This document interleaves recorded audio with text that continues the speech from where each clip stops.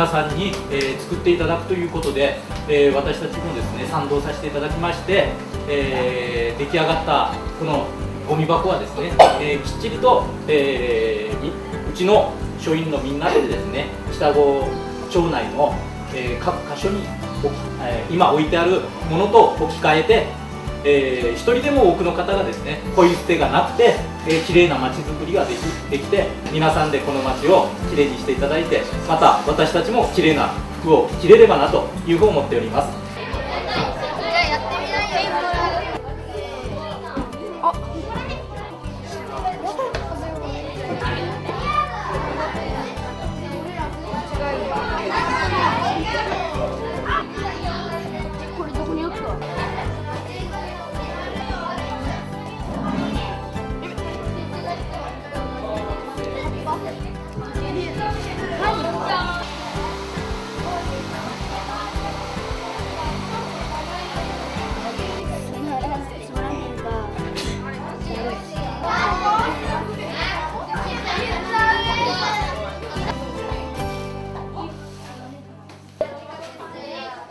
できた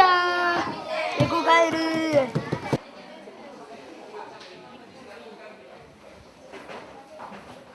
北郷に来た人にポイ捨てをなくしてほしいから色を塗りました。観光客にポイ捨てをしてもらわず、このエコカエルボックスに捨ててほしいと願っています。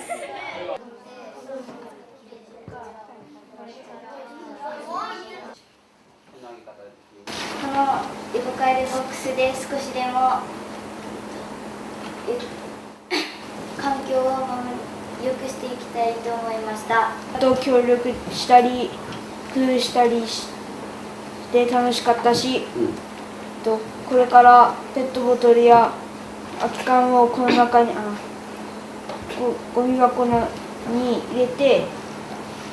新しいものを作ったり、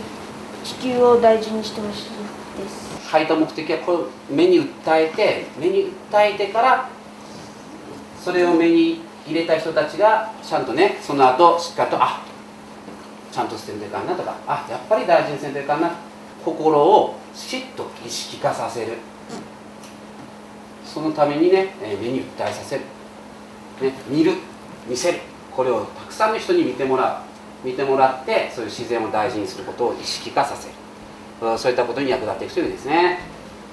今先生と皆さんのやり取りを聞いてて、僕たちが皆さんに伝えたかったものがもうすでにもう形になろうとしてる、もう芽生えて、さらに次をみんなが進んでいることにですね、ものすごく嬉しさを覚えてます。